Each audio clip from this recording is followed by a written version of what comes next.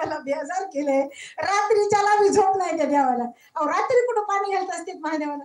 अहो रात्र कळा दिवस न कळा, रात्र न कळे दिवस न कळे, हे दैवत त्यांच्या अंगाला खेळायला लागलं. तसं द्रौपदीला सांगितलं सुभद्रेला, आणि सुभद्रेने तसंच केलं. मग लगेच इकडे गेले. कुठं? गंधर्वाकडे गेले नारद मुनी. म्हणले तुझं काम झालं म्हणले. का? तू जायचं म्हणले आणि ती सुभद्रा येणार आहे म्हणले. कुठं? स्नानाला येणार आहे म्हणले. आणि तू उगच म्हणले रडायचं सोंग करायचं, नाटक करायचं म्हणले, मोठ्याने विवळायचं सोंग करायचं म्हणले. तर आता ते संतावर विश्वास ठेवला त्यांनी आणि गेले ते.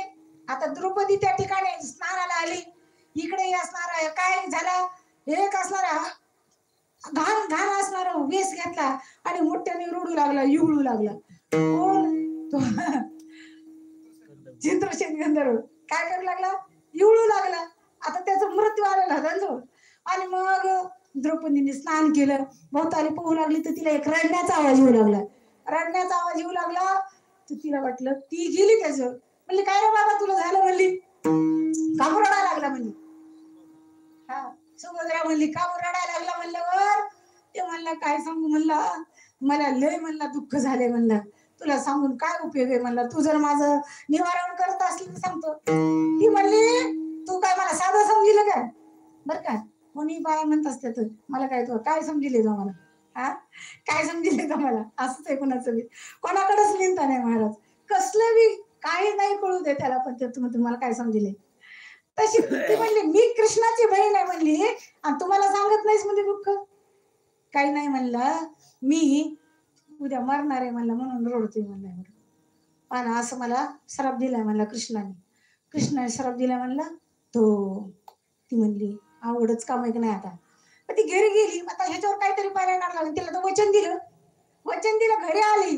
घरी आल्याच्या नंतर आता घरी पहिलं काय होतं, राजा महाराजाच्या घरी काय होतं, एक घुसून झोपायची खोली होती. कोप भवन म्हणतात त्याला. कोप भवन मे काही काही होती ना, है की नाही. काही काही कोप भवनामध्ये झोपली होती म्हणून तेवढा खेळ झाला सगळा. आणि ती असणारी सुभद्रा कोप भवनामध्ये जाऊन झोपली.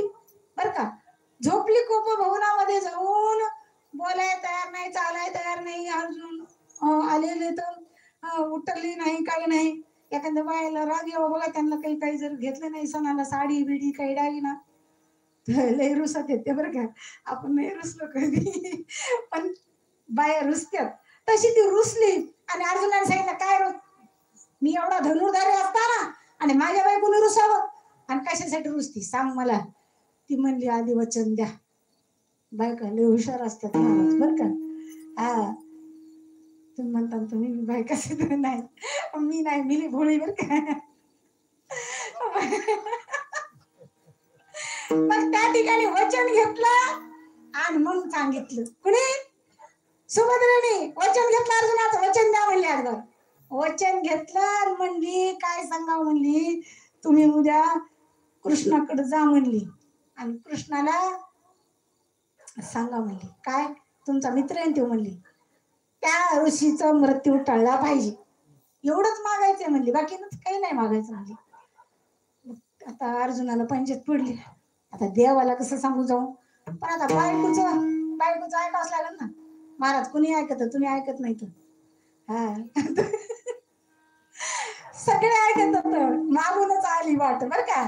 आणि मग तिकडे गेले ते भगवंताकडे, आणि भगवंताकडे गेले, देवाचे पाय पडले आणि मग सांगितलं हे देवा, हे कृष्णा ते म्हणजे कसं काय अर्जुना सकाळ सकाळी झाला, तू काय काय तुला संकट काय झालंय काय नाही.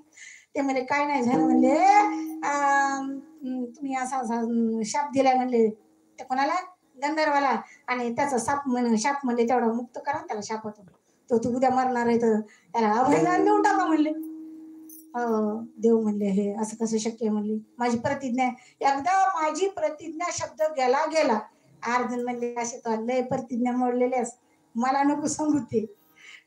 मग इतक्या प्रतिज्ञा म्हणले असणार काय, एवढी जर खोटी झाली तर काय फरक पडायला लागला. म्हणून देवाने त्याचा जीव वाचवला. मला सांगायचं तात्पर्य काय की भगवंताचा जो भक्त आहे, निस्सीम जो भक्त आहे, आणि तो देव त्याचा ऐकतो बर का.